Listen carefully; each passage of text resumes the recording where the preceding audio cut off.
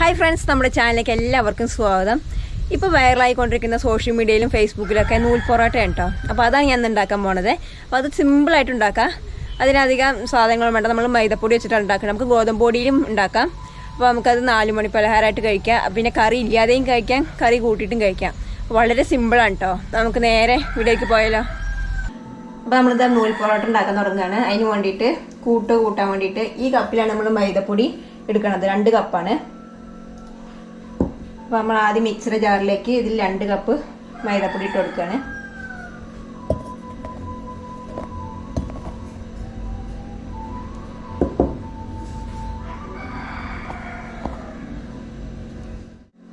ഇനി നമുക്കിതിലേക്ക് ആവശ്യത്തിനുള്ള ഉപ്പ് ചേർക്കാം.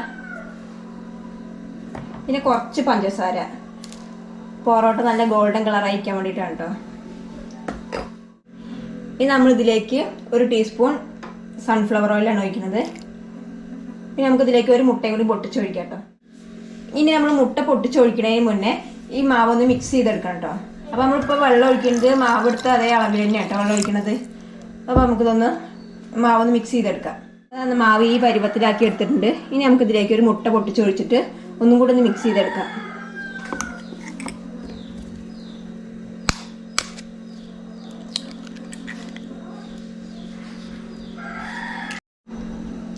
അപ്പോൾ നമ്മൾ മുട്ട പൊട്ടിച്ചോട്ട് ഈ പരുവത്തിൽ അരച്ചെടുത്തിട്ടുണ്ട്.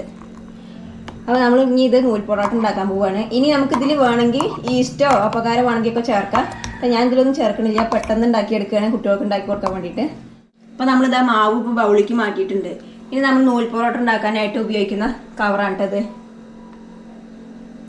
അപ്പോൾ നമ്മൾ ഇതിൻ്റെ ഒരു സൈഡിലേക്കായിട്ട് ഇങ്ങനെ മാവ് ഒഴിക്കുകയാണ്.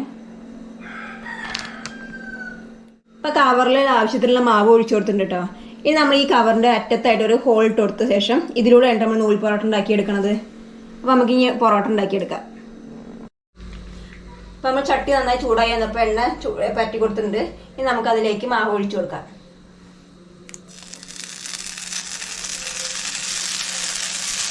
നമ്മൾ ഇതുപോലെയാണ് ഉണ്ടാക്കിയെടുക്കണത്.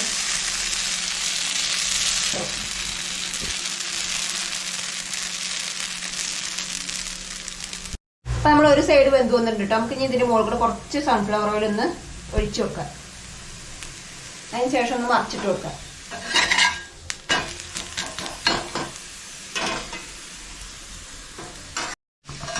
ഇത് റെഡി ആയിട്ടുണ്ട് കേട്ടോ. നമുക്കിത് എടുത്തേക്ക് മാറ്റാം.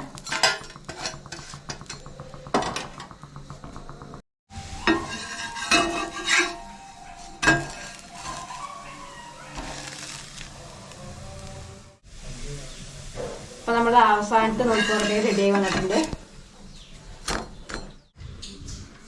അങ്ങനെ നമ്മൾ പൊറോട്ട ഒക്കെ ഉണ്ടാക്കി കേട്ടോ. അടിപൊളി പൊറോട്ട, നല്ല മയമുണ്ട് കേട്ടോ. അപ്പോൾ എല്ലാവർക്കും ഇത് സിമ്പിളായിട്ട് ഉണ്ടാക്കിയെടുക്കാൻ പറ്റാവുന്നതേ ഉള്ളൂ. നമുക്കിത് മാവ് പരത്തും വേണ്ട, കുഴച്ചെടുക്കൊന്നും വേണ്ട. ഏറ്റവും സിമ്പിളായിട്ട് ഉണ്ടാക്കുക കുറഞ്ഞ സമയത്തിനുള്ളിൽ.